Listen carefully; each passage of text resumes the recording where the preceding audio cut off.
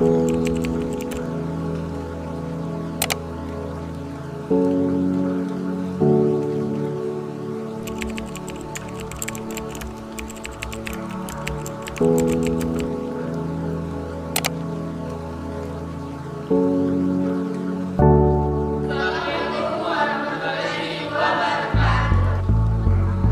dari Kelompok 5 akan menjelaskan materi mengenai fonologi.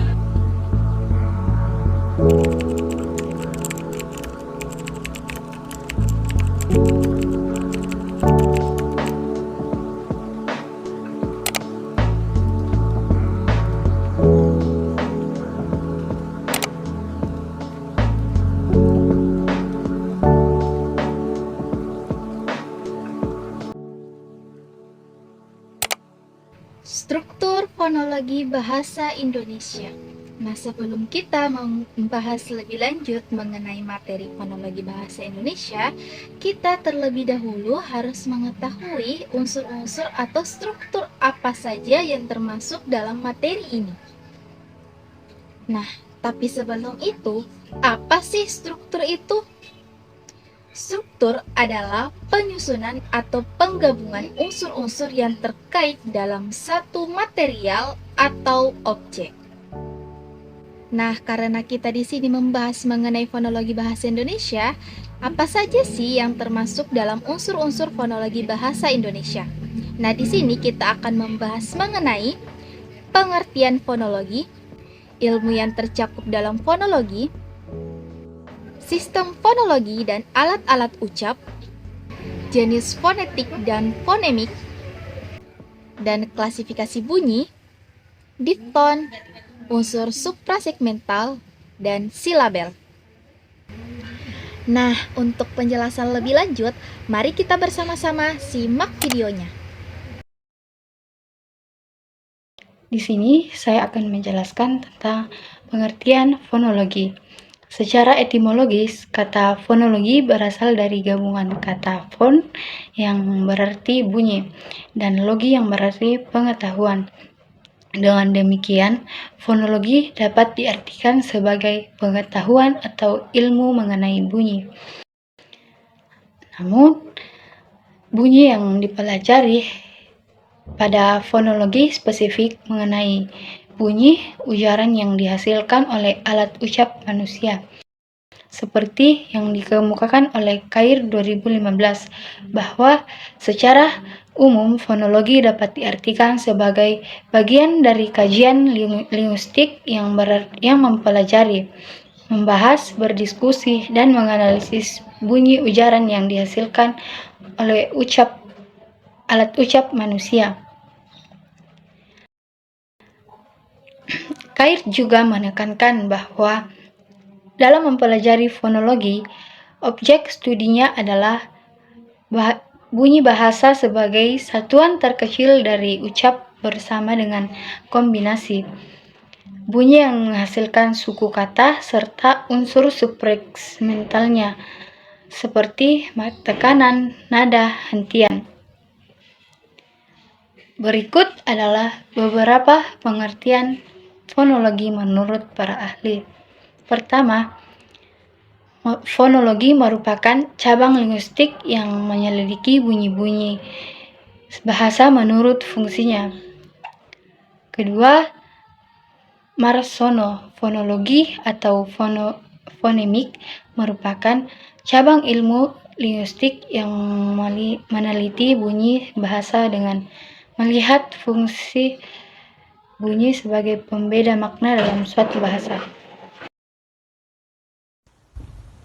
Fonologi dalam tataran ilmu bahasa terbagi menjadi dua, yaitu fonetik dan fonemik. Nah, fonetik menurut Samsuddin yaitu studi tentang bunyi-bunyi ujar, sedangkan dalam Kamus Besar Bahasa Indonesia, fonetik diartikan sebagai bidang linguistik tentang pengucapan atau penghasilan bunyi ujar, atau fonetik adalah sistem bunyi suatu bahasa. Dengan demikian dapat disimpulkan bahwa fonetik adalah ilmu bahasa yang membahas bunyi-bunyi bahasa yang dihasilkan oleh alat ucap manusia, serta bagaimana bunyi tersebut dihasilkan. Jenis fonologi yang kedua yaitu fonemik. Fonemik adalah ilmu bahasa yang membahas bunyi-bunyi bahasa yang berfungsi sebagai pembeda makna.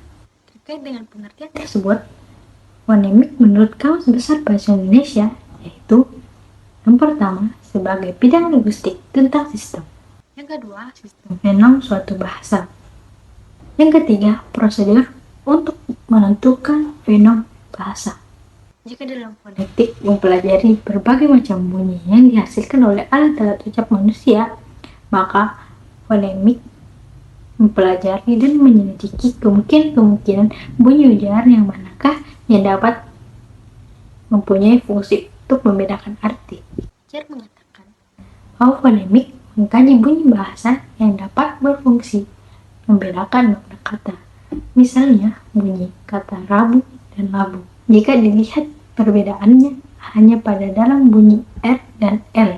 Dengan demikian dapat disimpulkan kedua bunyi tersebut mempunyai fenom yang berbeda-beda, yaitu fenom L dan fenom R.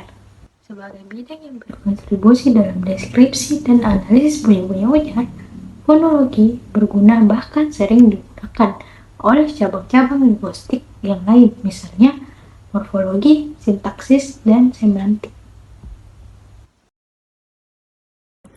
Selanjutnya adalah jenis-jenis fenotik dan fenomik. Jenis-jenis fenotik yang pertama, fenotik artikulatoris, disebut juga fenotik organis atau fenotik fisiologis, mempelajari bagaimana mekanisme alat-alat bicara manusia bekerja dalam menghasilkan bunyi bahasa serta bagaimana bunyi-bunyi itu diklasifikasikan. Pembahasannya antara lain meliputi masalah alat-alat ucap yang digunakan dalam memproduksi dalam bahasa itu, mekanisme arus udara yang digunakan dalam memproduksi bunyi bahasa, bagaimana bunyi bahasa itu dibuat, mengenai klasifikasi bahasa yang dihasilkan serta apa kriteria yang digunakan, mengenai silabel dan juga mengenai unsur-unsur atau ciri-ciri suprasemental seperti tekanan, jeda, durasi, dan nada. Yang kedua, fenotik akustik, mempelajari bunyi bahasa sebagai peristiwa fisik atau fenomenal alam. Objeknya adalah bunyi bahasa ketika merambat di udara, antara lain membicarakan gelombang bunyi beserta frekuensi dan kecepatannya. Ketika merambat di udara, spektrum, tekanan, dan intensitas bunyi, juga mengenai skala disabel, resonansi akustik, produksi bunyi, serta pengukuran akustik itu. Kajian fenotik akustik lebih mengarah kepada kajian fisika daripada kajian linguistik, meskipun linguistik memiliki kepentingan di dalamnya. Yang ketiga, fenotik auditoris, mempelajari bagaimana bunyi-bunyi bahasa itu diterima oleh telinga, sehingga bunyi-bunyi itu didengar dan dapat dipahami. Dalam hal ini tentunya pembahasan mengenai struktur dan fungsi alat dengar yang disebut telinga itu bekerja, bagaimana mekanisme penerimaan bunyi bahasa itu, sehingga bisa dipahami. Oleh karena itu, kajian fenotik auditoris lebih berkenan dengan ilmu kedokteran, termasuk kajian neurologi. Dari ketiga jenis fenotik tersebut, yang paling berurusan dengan dunia linguistik adalah fenotik artikulatoris, sebab fenotik inilah yang berkenan dengan masalah bagaimana bunyi-bunyi bahasa itu dihasilkan atau diucapkan manusia. Sedangkan fenotik akustik lebih berkenan dengan bidang fisika yang dilakukan setelah bunyi-bunyi itu dihasilkan dan sedang merambat di udara. Kajian mengenai frekuensi dan kecepatan gelombang bunyi adalah kajian bidang fisika, bukan bidang linguistik. Kita masuk lagi di bagian jenis-jenis fonemik. Proses fonemik yang menguraikan penambahan fonem terdiri dari 3 jenis, yakni protesis atau awal kata, epentesis atau tengah kata, dan paragog atau akhir kata. Proses fonemik berupa penanggalan terdiri atas 3 jenis yang mencakup aferesis atau awal kata, sinkop atau tengah kata, dan apokep atau ujung kata. Sistem fonologi dan alat ucap. Nah, apa itu alat ucap? Alat ucap merupakan bagian dari tubuh manusia yang berguna sebagai penghasil bunyi atau suara mengenai apa yang hendak disampaikan. Nah, dalam KBBI, alat ucap diartikan sebagai organ tubuh manusia yang berfungsi dalam pengujaran bunyi bahasa. Selanjutnya, alat ucap terbagi atas dua, yaitu artikulator aktif dan artikulator pasif. Nah, artikulator pasif adalah organ-organ yang tak bergerak sewaktu terjadi artikulasi suara, seperti bibir atas, gigi atas, dan alveolum. Sedangkan artikulator aktif bergerak ke arah artikulator pasif untuk menghasilkan berbagai bunyi bahasa dengan berbagai cara. Nah, artikulator aktif utama adalah lidah, uvula, dan rahang bawah, termasuk gigi bawah dan bibir bawah. Adapun nama-nama alat ucap manusia yang pertama paru-paru, batang tenggorokan, pangkal tenggorokan, pita suara, krikoid, tiroid, aritenoid, dinding rongga tenggorokan, epiglotis, akar lidah, pangkal lidah, tengah lidah, daun lidah, ujung lidah, anak tekak, langit-langit lunak, langit-langit keras, gusi, gigi atas, gigi bawah, bibir atas dan bibir bawah, mulut, rongga mulut, dan rongga hidung. Nah, dari nama alat-alat ucap manusia tersebut tentunya memiliki fungsi dan cara kerjanya masing-masing. Misalnya paru-paru. Nah, fungsi pokok paru-paru adalah untuk pernapasan. Jadi arus udara pernapasan itulah yang menjadi sumber syarat mutlak terjadinya bunyi. Oke, materi selanjutnya terkait dengan klasifikasi bunyi dalam bahasa. Diftong atau vokal rangkap, ada unsur suprasegmental, dan yang terakhir itu ada silabel. Yang pertama itu terkait dengan klasifikasi bunyi dalam bahasa.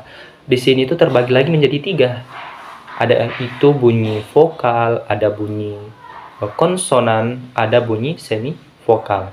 Nah, bunyi vokal itu mungkin tidak asing lagi ya bagi teman-teman terkait ketiga bunyi ini. Kalau bunyi konsonan vokal itu kan bunyi yang dihasilkan atau bunyi yang dikeluarkan itu tanpa ada hambatan sama sekali saat kita keluarkan dalam mulut kita, mulai dari paru-paru hingga dengan mulut. Nah, yang termasuk dalam bunyi vokal itu seperti huruf A, I, U, E, dan O. Jadi saat kita keluarkan bunyi-bunyi ini melalui mulut kita, huruf-huruf ini melalui mulut kita itu tidak ada hambatannya sama sekali. Jadi mungkin juga teman-teman sekalian sudah ketahui apa saja huruf yang termasuk dalam bunyi vokal ini. Selanjutnya itu bunyi konsonan, yaitu bunyi bahasa yang apabila dihasilkan atau dikeluarkan melalui mulut itu ada hambatannya atau terjadi penyempitan saat kita keluarkan. Jadi kan tadi huruf vokal itu terdiri dari 5, ada A, I, U, E, O. Jadi selain dari huruf tersebut itu merupakan huruf konsonan. Contohnya huruf M. Jadi saat kita mengucapkan huruf M itu kan ada hambatan di mana kedua bibir itu saling bertemu, M. Nah, jadi huruf M itu termasuk dari bunyi konsonan karena saat kita keluarkan itu ada hambatannya. Yang terakhir itu ada bunyi semivokal, di mana bunyi ini dikategorikan dalam semivokal karena dapat berstatus vokal atau konsonan. Yang termaksud dari bunyi semivokal itu ada huruf W dan Y. Contohnya dalam kata survei. Survei kan huruf terakhirnya itu Y, tapi kalau kita keluarkan melalui mulut dan kita dengarkan dengan baik-baik, huruf Y itu bisa kita dengar, terkadang kita dengar dengan akhiran I, jadi survei. Jadi mengapa W dan Y itu dikategorikan dalam bunyi semivokal. Jadi inilah ketiga bunyi klasifikasi bunyi dalam bahasa, ada bunyi vokal, bunyi konsonan, dan bunyi semivokal. Jadi saya rasa teman-teman sekalian sudah tidak asing terkait ketiga bunyi ini. Selanjutnya itu terkait dengan diftong atau vokal rangkap. Mungkin teman-teman bertanya, sebenarnya itu apa sih itu diftong? Apa fungsinya dalam pengucapan? Nah, diftong sendiri ini merupakan posisi lidah ketika kita memproduksi bunyi di mana pada bagian awal dan akhirnya itu sama. Contohnya kata harimau. Nah, pada akhir katanya itu kan ada huruf A dan U, di mana kedua huruf ini tergolong atau termasuk dalam kata vokal. Jadi pengucapannya itu harimau, bukan harimau. Tadi juga saya sudah katakan bahwasanya kalau diftong itu vokal rangkap, di mana apabila kita menghasilkan bunyi itu terdapat dua huruf vokal yang sejajar. Jadi pengucapannya itu harimau, bukan harimau. Contoh lain kata pulau, ada kata A dan U, jadi bukan pulau. Contoh lain lah, landai. Ada kata di terakhirnya itu ada huruf vokal A dan I, jadi pengucapannya itu landai, bukan landai. Nah, di samping itu, berdasarkan letak posisi atau unsur-unsurnya, diftong dibagi menjadi dua bagian. Ada diftong naik, ada diftong turun. Jadi, diftong naik yaitu terjadi jika vokal kedua diucapkan dengan posisi lidah menjadi lebih tinggi daripada yang pertama. Kayak tadi kata harimau. Jadi ada penaikan dalam saat kita mengucapkan harimau. Sedangkan kalau diftong turun itu ya kebalikan dari diftong naik. Diftong turun itu bila vokal kedua diucapkan dengan posisi lidah lebih rendah daripada yang pertama. Contohnya kata balai, bukan balai. Jadi balai. Jadi ada penurunan. Selanjutnya yaitu unsur suprasegmental, di mana pada bagian ini kita akan membahas terkait dengan tekanan, nada, dan jeda pada sebuah bunyi atau saat kita mengeluarkan sebuah kata. Nah, yang pertama itu ada tekanan. Tekanan kan menyangkut terkait dengan keras lunaknya sebuah bunyi, di mana jika suatu bunyi segmental diucapkan dengan arus udara yang kuat akan menyebabkan amplitudonya melebar dan diikuti dengan tekanan keras. Begitupun juga dengan sebaliknya, jika sebuah bunyi segmental diucapkan dengan arus udara tidak kuat hingga amplitudonya menyempit, pasti diikuti dengan tekanan yang lunak. Nah, itu tekanan. Jadi, kita akan berbicara terkait dengan keras lunaknya sebuah bunyi. Sebagai contoh, dalam kata kacamata. Nah, apabila kita tekankan pada bagian kaca, ya kita menganggap artinya ya cermin yang kita gunakan berkaca. Begitupun jika kita tekankan pada kata mata, maka yang kita sangka ya alat indera atau alat penglihatan. Berbeda saat kita katakan kacamata. Tidak ada tekanan pada dua kata tersebut. Berbeda lagi kalau kita kaca mata, jadi artinya berbeda saat kita katakan kacamata. Yang kedua yaitu terkait dengan nada. Nada itu berkenaan dengan tinggi rendahnya suatu bunyi, di mana dalam bahasa bernada atau tonal biasanya dikenal 5 macam nada, yaitu yang pertama ada nada naik atau meninggi, ada nada datar, ada nada turun atau merendah, ada nada turun naik, dan ada nada naik turun. Jadi kalau berbicara terkait dengan nada ya tinggi rendahnya sebuah bunyi. Mungkin teman-teman sudah tahu lah terkait nada. Selanjutnya itu terkait dengan jeda. Nah, jeda di sini sangat berperan, di mana jeda itu berkenaan dengan hentinya bunyi dalam arus ujaran. Disebut jeda karena adanya hentian. Jadi adanya hentian saat kita mengucapkan sebuah kata. Nah, disebut juga perhentian karena tempat perhentian ada, persambungan antara segmen satu dengan segmen yang lainnya. Hal ini yang menjadi batas silabel. Biasanya diberi tanda kayak dalam kata tampil. Jadi ada jedanya, bukan tampil. Jadi tampil. Tampil. Jadi ada jeda sedikit di tengah. Jadi jika kita mengucapkan kata tampil, ada jeda sedikit, bukan tampil. Kan kalau kita ucapkan seperti itu tidak ada jeda. Contoh lain, ketetapan. Jadi masing-masing ada jedanya. Ketetapan, bukan ketetapan. Jadi tidak ada jeda kalau kita ucapkan seperti itu. Adapun sendi luar menunjukkan batas lebih besar daripada segmen silabel, biasanya dibedakan menjadi jeda antar kata dalam frase, jeda antar frase dalam klausa, dan jeda antar kalimat dalam wacana.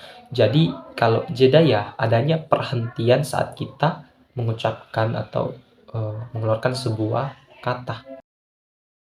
Oke, materi selanjutnya yang terakhir itu terkait dengan silabel. Silabel sendiri ini merupakan satuan-satuan ritmis terkecil dalam suatu arus ujaran atau runtutan bunyi. Satu silabel biasanya meliputi satu vokal saja, satu vokal, satu konsonan, ataupun lebih. Misalnya pada kata dan. Pada kata dan kan terdiri dari huruf, konsonan, dan vokal, di mana D dan N itu merupakan huruf konsonan, dan A itu merupakan huruf vokal. Nah, pada pengucapan dan, huruf A ini merupakan puncak kenyaringan. Karena kan dikatakan bahwasanya huruf vokal itu tidak ada hambatan. Berbeda dengan konsonan, ada hambatan saat kita mengucapkan dan. Jadi, A merupakan puncak kenyaringan.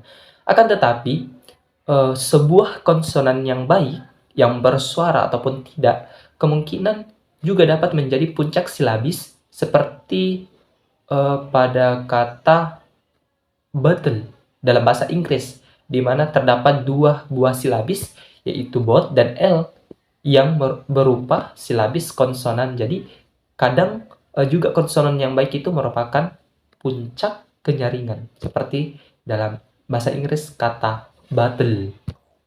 Jadi tidak hanya puncak kenyaringan itu berada pada huruf vokal saja, tapi konsonan yang baik juga ada.